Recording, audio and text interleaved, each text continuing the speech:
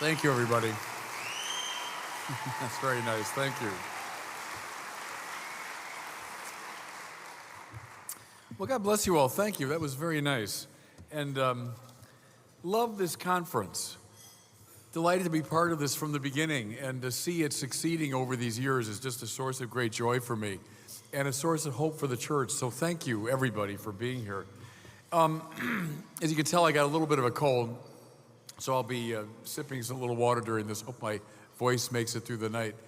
I thought before getting to my formal talk, well, of course, maybe I could just give you the homily I was planning to give earlier tonight. I thought I'd tell you a little bit about the Synod. I've been on a bit of a roller coaster the last about 6 weeks or 7 weeks. I met with the priests of my diocese at Lake Okoboji, Iowa. Anyone know where that is? It's a resort, you know? It's a nice little town, and the priests of my diocese go there yearly for a retreat. So I gave a series of talks in Okoboji, and then I went directly from Okoboji to Romaboji. The Pope had called all the Synod members over for a retreat. So we went to a place called Sacrofano, which is just north of Rome, a retreat center. And we spent 3 or 4 days there, listening to spiritual talks and attending the liturgy. And in many ways, the Synod began on the retreat, because during the afternoons, we gathered into these small groups and began the process of, talking through some issues. The Synod began formally, I think, on October the 4th, lasted till October 29th. So it was a bit of a slog, I must say, the Synod. I was at the Synod 5 years ago on young people, and that too was 4 weeks, and it was tough getting through it. They really work you in Rome, and I was used to this. They work you from Monday through Saturday. You get 1 day off a week during the Synod. The day goes from about 8:45 a.m. till 7:30 p.m. with a little break in the afternoon for a Roman siesta. But it's a long haul, and it lasted 4 full weeks. I'd say most of the Synod members at the end were kind of exhausted. We were kind of worn out. The best thing about the Synod, and I really mean this, is the variety of people that you meet. So there were bishops, cardinals, lay people this time. That was a novelty of this Synod, from all over the Catholic world.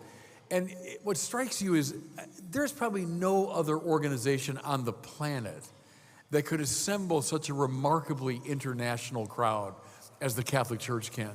And that's a privilege.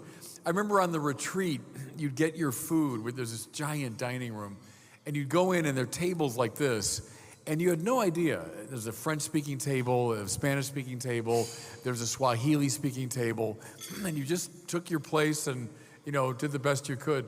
But it was a marvelous experience of the universality of the church. I love that about it. The day proceeded usually with small groups as the main focus. So think of tables just like this. 10 or 12 people. We were assigned in the beginning, and then every week we kind of shuffled around, so the groups changed. I was with, among many others, the Archbishop of Hong Kong, the Archbishop of Vilnius in Lithuania. I was with bishops from Malaysia, from Ghana, from Canada, from the US, from where else in Asia? There were several, Australia, of course. So extraordinary experience, and we'd be around these tables. We were instructed that you had to bring, as I knocked it over, you had to bring a 500-word prepared statement to the small group. So we had to entertain a particular question. And they didn't want us just sharing off the cuff. We had to come with this prepared statement. And then we read them all around, 12 people around the table. And then in another round, we were able to respond a little bit. And then, of course, each table would report to the general session. So that's kind of how the Synod proceeded. If you've ever dealt in your place of work with this kind of small group dynamic, that was the idea. This synod was easier than 5 years ago because we were in the Paul VI audience hall. If you've been to Rome, you know where the Pope has his big Wednesday audiences in his giant auditorium.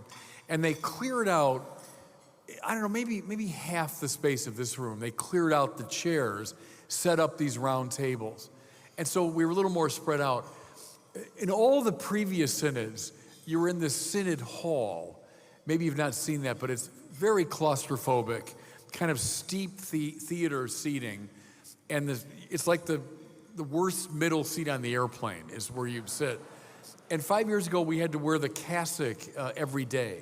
So it was kind of hot and it was uncomfortable.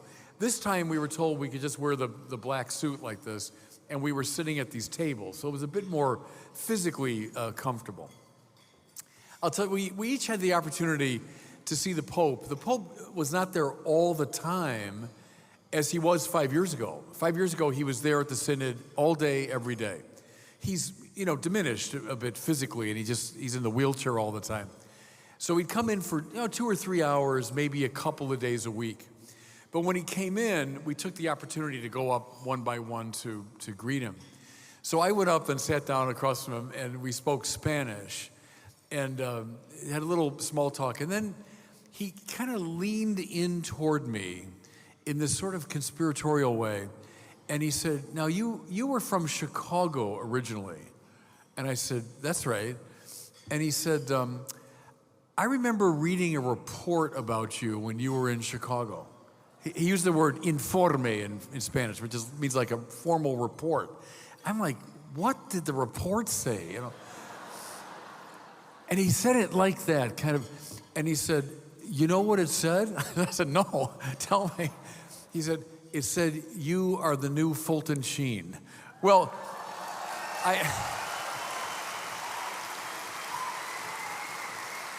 I say that not to get that applause, honestly. I say because I was so relieved. I thought he was going to fire me or something. I read this report on you. But anyway, it was nice. I mean, he does know, I think, about Word on Fire and the work that we do. So that was a thrill, to hear that. Let me tell you, the Pope asked us, not to talk much about the stuff of the Synod, the really work of the Synod. So I won't do that. I'll just share a couple of just maybe overarching themes. To my mind, and you would guess this from if you read any of the preliminary work on the Synod, people who have felt, for different reasons, marginalized from the church, that their voices have not been heard, that they want to be heard. They want a place around the table. Lay people especially who have felt marginalized want in around the table where decisions are made in the church. And so this whole idea of synodality, that's, I think, really what most people mean by it, is involving more and more people in the governance of the church. And my reaction, we heard that over and over and over again, was fine, because I think in our country, we've had these synodal structures for a long time. I've been in 3 dioceses, Chicago, LA, and now my own in Winona, Rochester. And, the consultation of the laity takes place at all sorts of levels, from finance councils to pastoral councils to chancery offices. My own chancery office is 90% lay people, majority women. Most parish councils I know of are 90% or 100% lay people, majority women. Now, my point there is not to dismiss this concern, but to say, I do think in our country we have a lot of what people were calling for at the Synod. Now, a point that I made often, both in the small groups and one time in the plenary session, was I get it.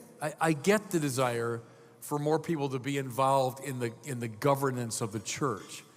But I would keep reminding folks, but for 98% of the laity, right? So let's say all the positions that can be filled by lay people were filled in the governance of the church, you're still talking about a tiny percentage of lay people. 98.7% are meant to transform the world, right? That the task of the laity, according to Vatican II, is to go out into the secular order of finance and politics and business and entertainment and everything else, and to Christify it. And so what I cautioned a few times at the Synod was there's such an odd preoccupation of how to get inside the governance of the church, when I think Vatican II and the popes after Vatican II have been emphasizing ad extra, right? The laity going out into the world.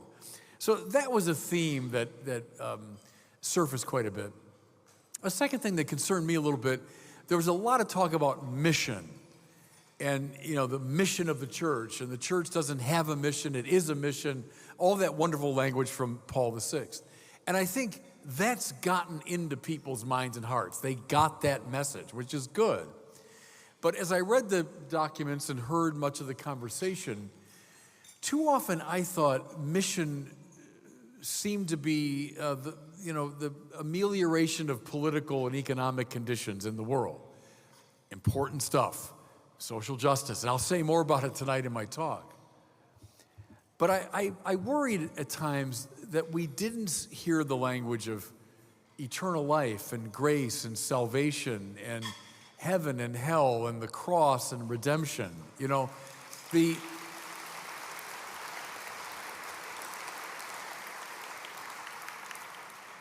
The properly supernatural dimension, and what I argued both at the tables and at the plenary session was, yes, the supernatural lifts up the natural, right? Aquinas says that, right? That grace doesn't destroy nature, it perfects it, it elevates it. And so, yes, of course, we're more committed to social justice, we're more committed to the poor, the more we understand the supernatural dimension of the church's life. So that's a point I made a number of times. Those are just a couple of themes I'll share with you at the moment. We're midway through the process. We'll meet again next October. We all said to the organizers of the Synod, please make it shorter next year. Because we all thought that being away from our dioceses for 5 weeks was a lot. So we'll see what happens next year when I think they're going to take the themes that emerged during this first round and then try to focus them. So anyway, just wanted to give you a little flavor of the Synod. I'm going to publish a piece, a relatively longer piece on the Synod, sharing some of these ideas. It'll come out, I think, next week. Okay, and now to my talk. I love the theme you chose, witness, because it speaks to something, everybody, that is really distinctive to Christianity. Christianity is not a philosophy, though it can incorporate philosophy. It's not primarily a mysticism, though it can incorporate mysticism. It's not a religion that comes welling up out of natural experience, though it can accommodate that. Christianity is about something that happened, and there were witnesses of it. Something happened, and there were witnesses of it. Without that, Christianity falls apart.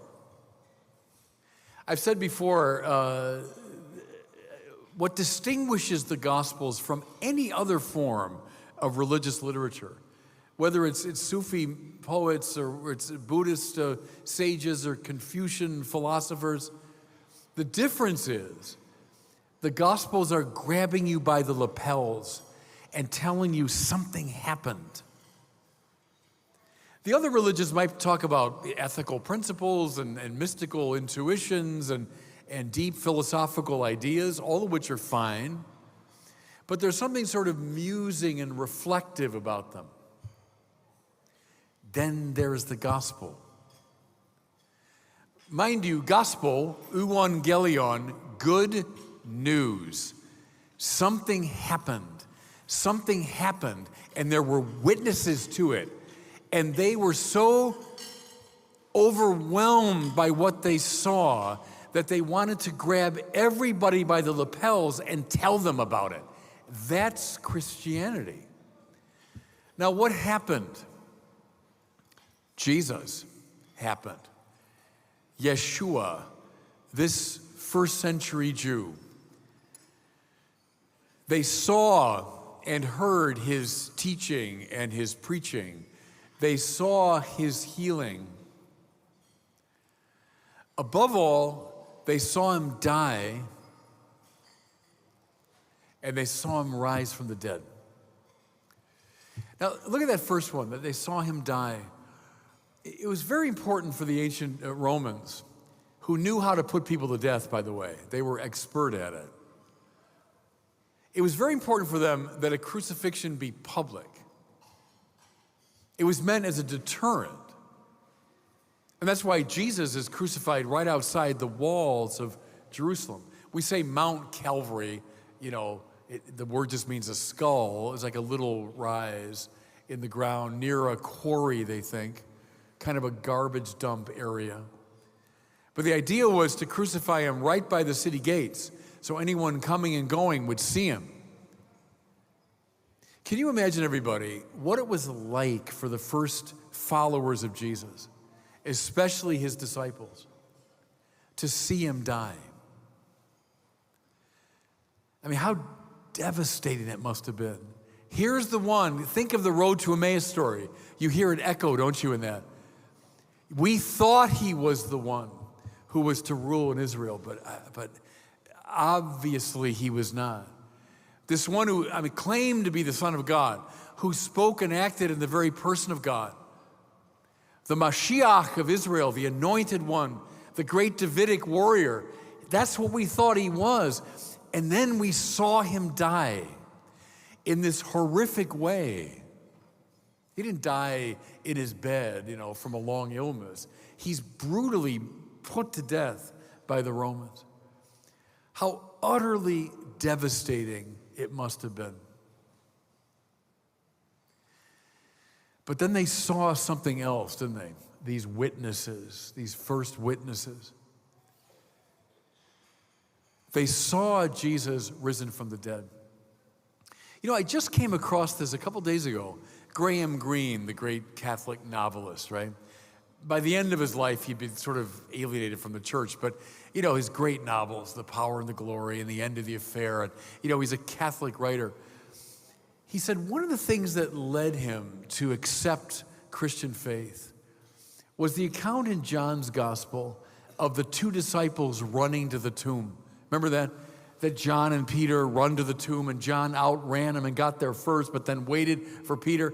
And Graham Greene said, it's such a weird thing to put into a story unless it was vividly remembered. The peculiarity of that moment when these witnesses came and first saw the empty tomb. You remember, too, the detail in John of the burial cloths and the head covering rolled up by itself. Why would you, if you're just telling a mythic story, why would you include a detail like that? Unless it was vividly remembered. One of the great clues, I think, to the reality of the resurrection, it's in Acts chapter 10. We always read it on Easter Sunday. One of those early charismatic proclamations. The things that happened up in Galilee and the baptism that was offered by John, and then the stuff that happened down in Judea. You remember all that stuff? That's how the speech begins. It's like if I were to say to you, I started the other day, I was up in Baltimore, then I drove to Washington and got on a plane and flew here to Orlando. Would you think for a second I was telling you a myth or a legend? No, you say, oh, what happened next? So you're Baltimore, then Washington, then Orlando. Yeah, then what happened? You would assume correctly I was telling you about something that happened, something real. Well, that's exactly how that charismatic proclamation commences.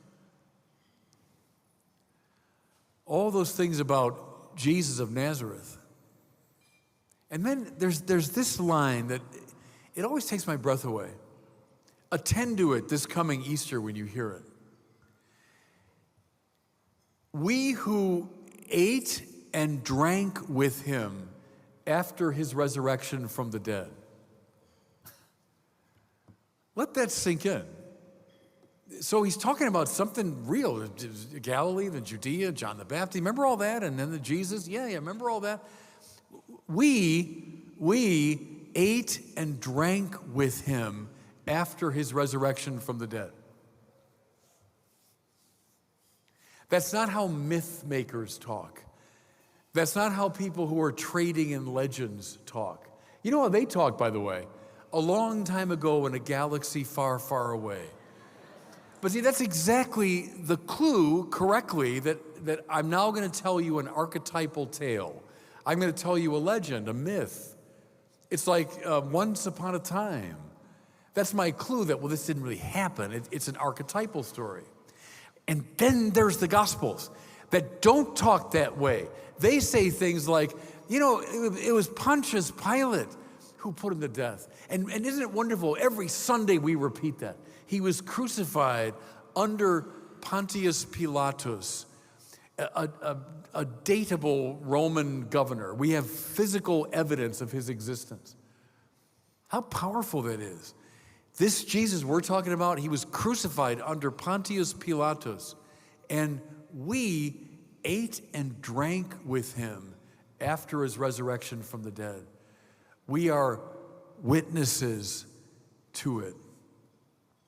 You know, I thought of this, everybody, often when I was in Rome. I stayed at the North American College. I don't know if you know where that is. That's on the Janiculum Hill, so it's just a little bit south of St. Peter's. And the NAC, we call it, the North American NAC, is built on the top of the Janiculum. And then on the top of the NAC, the 5th floor, they have these guest rooms where bishops tend to stay when they go there. So my room, lovely place, and these windows that look beautifully out on St. Peter's Basilica. And so like at night, with the lights on it, I would just muse at the window looking at the dome of St. Peter's. And I often thought, underneath that dome lies Shimeon Bar Yonah, this fisherman from Capernaum, who one day met Yeshua from Nazareth. And Yeshua gave him a new name, Simon, Shimeon Bar Yonah, Simon, son of John. From now on, you're going to be called Kephas, Rocky, rendered in Greek as Petros, and Latin as Petrus, Peter. And on that rock, I'm going to build my church. And by God, it occurred to me night after night as I gazed out at that dome, there he is. Under that dome, there he is. Petrus, Kephas, Shimeon Bar Yonah, who knew Jesus, who was a witness to his death and resurrection, who ate and drank with him after his resurrection from the dead. And he lies there underneath the most beautiful grave marker in the world. And that's what St. Peter's Basilica is, isn't it? It's saying, Peter's here, Peter's here, Peter's here. This guy that knew Jesus. You know that line from first letter of John? He said, I speak to you of the word of life. Well, okay, I can imagine any philosopher or religious mystic saying that. But then he adds, the word of life that we looked upon, that we saw with our eyes and touched with our hands. Now that's the difference, everybody. A witness who saw him, touched him, ate and drank with him after his resurrection from the dead. That's the still shocking, revolutionary novelty upon which Christianity rests. Don't let it turn into a vague philosophy. Don't let them turn Christianity into one religion among many. It's based upon witnesses who saw the resurrection. They saw Jesus risen from the dead. Now, what makes that something more than just, wow, what an extraordinary one-off event that is? It's because they interpreted it right away in light of Israel. What is Israel, the people Israel, but God's rescue operation, right? After sin had messed with the beauty and integrity of God's creation, he sends a rescue operation, this people Israel, whom he's going to shape according to his mind and heart. gave them covenant law, Torah, temple, prophecy, all these great institutions. And then Israel dreams that one day a Mashiach, an anointed one, would come who would represent the fulfillment of all of the institutions of Israel, who would be the temple in its fullness, the place of right praise. He'd be the fulfillment of law and covenant. He'd be the prophet par excellence. He'd be David par excellence, who would finally deal with the enemies of Israel. What they saw, and Paul, of course, who was Shaul, Rabbi Shaul, until he saw him. Again, revisit Paul's letters sometime. Read them as though you read them for the first time. Here's this Shaul on fire with the traditions of his fathers. He's a on fire Israelite. And he wants to do damage to these Christians because they're making all these crazy claims. And so off he goes. The Acts of the Apostles says, breathing murderous threats. And then he saw him. He witnessed the resurrected Jesus. He saw him. And you know, everybody, even from a sheerly historical standpoint, I don't know how else to explain how you get from Shaul breathing murderous threats to the Apostle Paul. How do you get there? How do you explain that? He witnessed something. He witnessed the same thing Peter did, same thing John did, same thing the apostles did. And they understood something. God has dealt with the enemies of Israel, but not in the way they expected. That Roman cross would represent every lousy, negative, cruel, hateful aspect of the sinful world. This symbol. You know, if you get on our wrong side, we're going to hang you on this thing until you die. And it's about the worst way to die that human beings have ever devised. And so this thing was meant to terrify the world. It summed up everything wrong with humanity in our cruelty and violence and hatred. Yeshua, this friend of Peter and John and James, was crucified on one of these awful instruments of torture. And God raised him from the dead. Which means what, everybody? That God's love and mercy are more powerful than anything that's in the world. More powerful than Rome, than anything Rome can throw at them. More powerful than any hatred, any cruelty, any violence, any injustice. Our God is more powerful. And that's why, and this process begins even in the New Testament period. When Paul talks about, I displayed before your eyes Jesus crucified. That's a weird thing to say in the first century. What do you mean you're displaying someone crucified? That's like the ugliest, grossest, most disgusting thing you could show. But look how we still do it. Here I'm standing before you as a bishop of the Catholic Church, and I got this thing in gold because that's a taunt. See what I'm saying? It's meant, I wear that as a taunt. We say, well, it's just a nice religious symbol. No, it's a taunt. You think this scares us? We're going to put gold on it because we realize God is more powerful than this awful thing. Think of that, everyone, when you see a cross.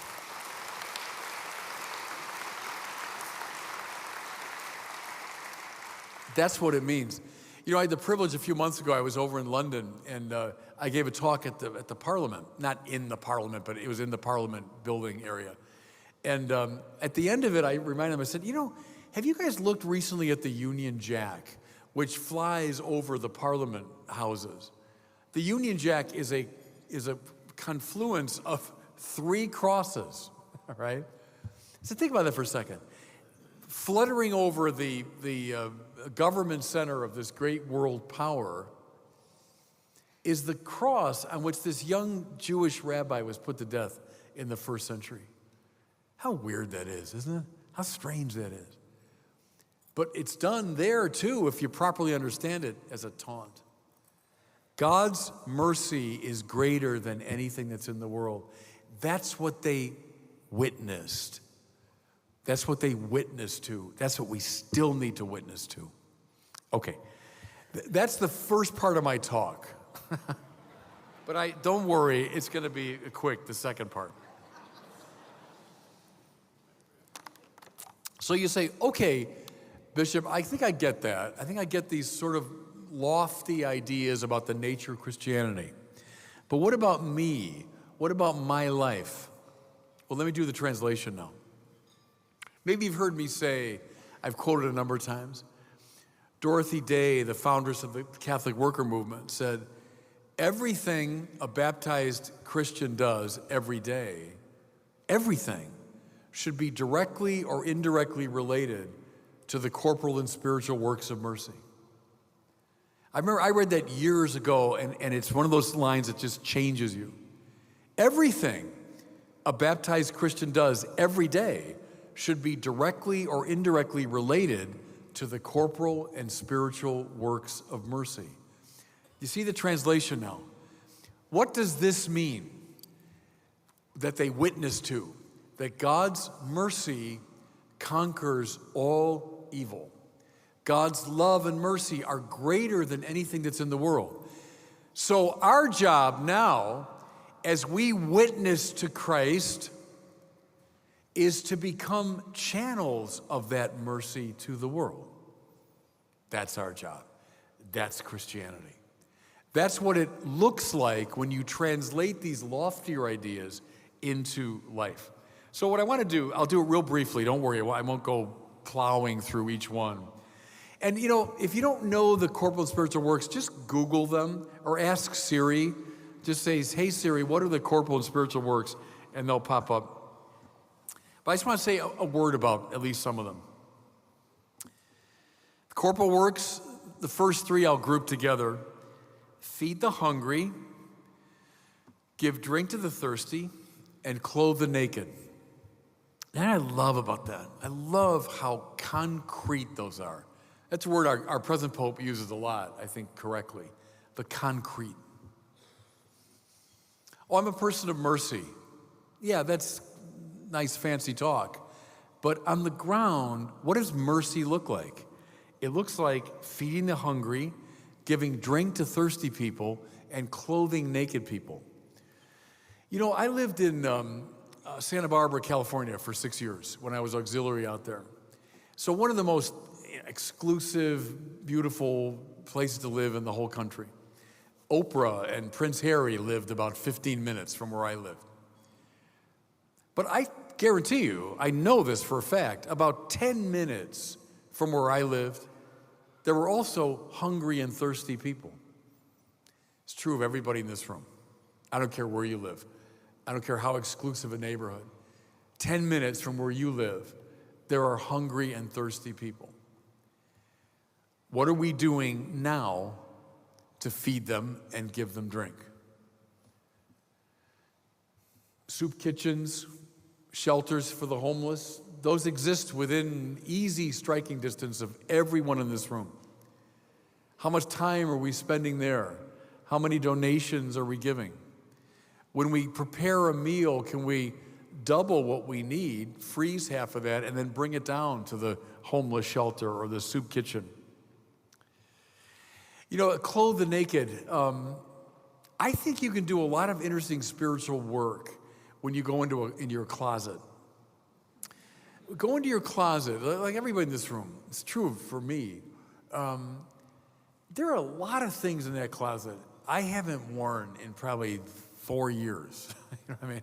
Someone once said there should be an expiration date on clothes like there is on food. Like if you've not worn that thing in a year, it's time to give it away. I propose that as a spiritual exercise to you. Go into your closet and look at your shoes and shirts and pants or dresses or whatever you got in there. How much do I really need? And can I give the rest to those who do desperately need clothing, the naked who are among us even now? You know, that line has been attributed to both Ambrose of Milan and John Chrysostom. If you have 2 shirts in your closet, one belongs to you. The other belongs to the man who has no shirt. One of those lines, again, that changes your life when it sinks in. Think of it again. There are 2 shirts in your closet? One belongs to you. The other belongs to the person with no shirt. You know, when Pope Francis, he got criticized a lot for this, but unjustly, when he spoke some years ago about the universal destination of goods. Remember that? People said he's a Marxist. It's not Marx, that's Aquinas, right? That we have a right to private ownership, says Aquinas. But when it comes to the use of our private property, we must always have the common good first in mind. That's not Marx, that's Thomas Aquinas. And Aquinas stands in the tradition going back to Jesus and to Isaiah and to Amos and Hosea and the Hebrew prophets. Clothe the naked. There are people within 10 minutes of where you live, I guarantee you, who need clothes. Can we do something to address that problem? Next one, shelter the homeless. Gosh, when I was in LA, I started there in 2015, and you'd walk around downtown LA near the cathedral, and you'd see a lot of homeless people. But 6 years later, when I left, I think the problem was 10 times worse, 20 times worse maybe. Homeless people all over the place in California. But you know that, every city, every major city in our country now. That's a very real pressing need, calling out for works of mercy. Go back to Dorothy Day again. She said, writing back in the 30s, that she didn't like Roosevelt's New Deal. How come? Because it made everything a government program instead of something that we should be doing ourselves. It makes it more challenging, not less, right? What are we doing to address that issue, to shelter the homeless? Next one, visit the imprisoned. Again, what are we doing? We're embodying this taunt, that God's mercy is greater than anything in the world. So don't believe it when they say, no, these are intractable, impossible problems. God's love is more powerful. So let's get to work. Let's join his army. Visit the imprisoned. My model here is Johnny Cash, right? Johnny Cash, who played in prisons a lot. And when he was asked one time, how come you play in prisons? He said, well, first, they're the best audience. But then he said, secondly, and it's an entirely satisfactory answer, it seems to me. He said, because I'm a Christian. Right, it's a good answer. Christians visit the imprisoned. When I was in California, there was a youth detention center in Oxnard, and you'd see these kids that were like 15, 16, covered in tattoos. They had committed violent crimes. And I remember one of the chaplains there told me there are 3rd and 4th generation gangbangers in that prison. Their grandfather, their great-grandfather was a gang member, you know? On the other extreme, I used to go to the Lompoc Federal Penitentiary. It's about 45 minutes from my home. And you know who was there for a time? The Watergate criminals. I think Charles Colson and Halderman Ehrlichman were in the Lompoc Penitentiary. My point is, trust me, wherever you live, within striking distance, there are the imprisoned. Do we visit, help them, intercede for them? And of course, not just those in federal penitentiaries, but people imprisoned by illness, imprisoned in their loneliness. We know imprisoned people all around us. Do we visit them? Relatedly, visit the sick, you know? There are all kinds of people we know, right around us who are sick. Empowered by the cross, become a witness of mercy. The last one, I think of my dear father, bury the dead. My father is a good Irishman and went to a lot of wakes. And when he would come home from the wake, he would almost invariably say, we were little kids, he would say, corporal work of mercy. And I think it's the first time I heard the term, corporal work of mercy. He must have learned that in Catholic grade school. But it got deep into his heart that when you went to a wake, what were you doing? You were helping to bury the dead. Yep, that's a work of mercy. Can we follow up, though? We all know people who've recently lost a loved one. Can we help them continue that process of burying the dead? with our caring visits and our concern. So those are the 7 corporal works of mercy. That's what witnesses do, people that believe in the power of the cross. Now I'll close with this, a little reflection on the spiritual works of mercy. First one, counsel the doubtful. Now listen, everybody. We're going through a crisis right now of young people disaffiliating from our church. We know that. I've talked about it a lot. What do you hear from them time and again? I never had my questions answered. I had a lot of doubts about religion. You know, it seems to be at odds with science, and it seems like a lot of nonsense, and I asked questions and no one had answers. And I think, you know, they're not lying about that. That was a real failure of our church, that we were not there to perform a work of mercy, which indeed it is, to counsel the doubtful. If people are wrestling with the great questions and we're not there as elders in the community to help them, that's failing in a work of mercy. Relatedly, the second one is instruct the ignorant. I used to tell my students at Mundelein, now that's what I do as your teacher. They never really cared for that. But you know, I love the fact that this is seen properly as a work of mercy. You know, that wonderful, any teacher in the room knows this, that when you present something in such a way that someone's mind and heart open up, and you teach them physics or chemistry or history or whatever it is, but when you instruct the ignorant, you open their minds and hearts to the world of value. Epistemic value, aesthetic value, moral value. That's a work of mercy. That's a work of mercy, because one thing that God's love conquers is the darkness of ignorance, the darkness of self-absorption. And when you as a teacher, either formally or informally, can open that up, you bet that's a work of mercy. Third one, admonish sinners. That's something witnesses do. Monio in Latin means to warn, right? To admonish a sinner is to warn a sinner. It's a work of mercy, isn't it? Someone's heading toward a cliff and we don't say a thing. Shame on us. Everyone in this room, myself included, we know people who've been going down a very negative path of self-destruction. And if we, and again, fellow sinners in this room, we love this approach to sit in judgment, you know, like the church lady, we sit in judgment on sinners. To admonish sinners, it's not that. It's not judgment. That's cheap and easy. Admonishing a sinner is getting down into the muck and the mud of someone's dysfunction and be willing to walk with them. Not just to scold them from a distance, but to warn them and to walk with them, get them backed away from the cliff, whether it's forms of addiction, whether it's types of sin. And may I say this, everybody, in a kind of a self-reproach. One of the many faces of the worst crisis in the history of the American church, namely the clergy sex abuse crisis, is a failure in this.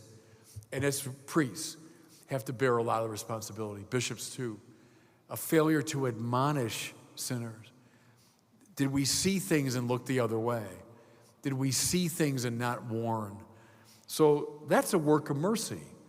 That's not being judgmental. It's a work of mercy when you warn a sinner. I bet everybody in this room right now can think of somebody that you know who's hurtling down a very bad path. What's the merciful thing to do? Relatedly, fourth spiritual work of mercy, forgive wrongs. Gosh, how central to the teaching of Jesus forgiveness was. Forgive us our trespasses as we forgive those who trespass against us. Everyone in this room, I'd be willing to wager, every single person, myself included, there's somebody that we need to forgive and we can't bring ourselves to do it, right? There's some wrong that was done to us and we're still nursing it. We're still kind of quasi-enjoying it. And we're still holding a grudge against the person that caused it. How much human suffering is caused by this? failure in mercy. That's what forgiveness is. It's not justice. See, justice is just kind of eye for an eye. You know, let's get the thing correctly balanced again. That's justice. But see, mercy mocks justice, the letter of James says, right? A work of mercy is to go beyond justice. Think of someone right now that you need to forgive. Do it as a work of mercy. Fifth, comfort the afflicted. In a way, boy, that's maybe the easiest one because there's so much affliction, right? All around us. Physical affliction, psychological affliction, spiritual affliction, financial affliction. There are afflicted people everywhere. Do we take the time to comfort them? That's a work of mercy. That's what witnesses to the risen Christ do. Last two, here's really my favorite of the spiritual works of mercy. I think about it a lot. Bear patiently the troublesome. There are a lot of troublesome people, right? There are a lot of, let me give you another word, annoying people. Whether you're on an airplane and someone's talking too much and annoying you, or whatever it is, there are plenty of annoying people around. There's a line from Jose Maria Escrivá I've always loved. He said, instead of saying, gosh, that person's annoying me, you should say, gosh, that person is sanctifying me. Right? That for some reason, the Lord has sent this troublesome person to call forth from me greater patience and greater love. And maybe what I'm finding so annoying is something wrong in me, right? That needs correction, that needs improvement. Don't miss the opportunity of being sanctified by annoying people. Rather, see it as an act of mercy. And again, every day, this is easy one to find, right? Every day. Last one. Pray for the living and the dead. Now, can I just give one little angle maybe we haven't thought about enough about the crisis of people staying away from Mass? So I've said, and I stand by it, it's a spiritual disaster when you stay away from the source and summit of the Christian life, when you regularly stay away from a connection to God, when you say, I don't care about the Mass anymore. Is that bad for you? Yes, it's very bad for you. But with this in mind, staying away from Mass, which is the greatest form of prayer, is a failure to do a work of mercy. Maybe the Mass is not primarily for you.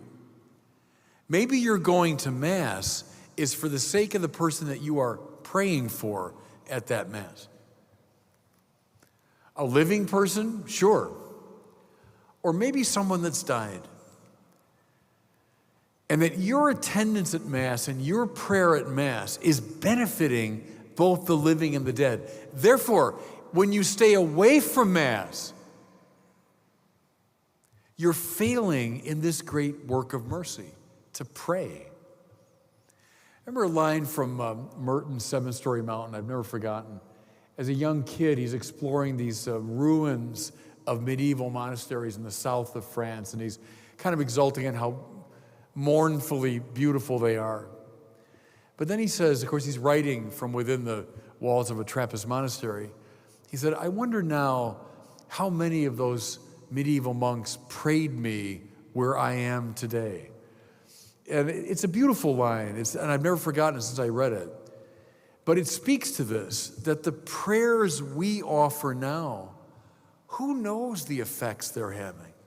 Maybe long after we're gone. But staying away from prayer, that's a failure in mercy.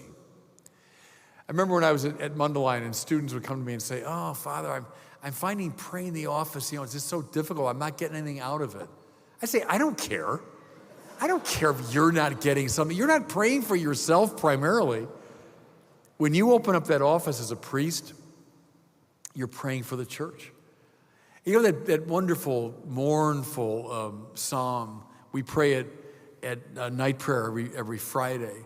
And it's the most despairing psalm about someone that's just lost and friendless, and they feel like they're lying among the dead, and their only companion is darkness. It's just terribly dark psalm.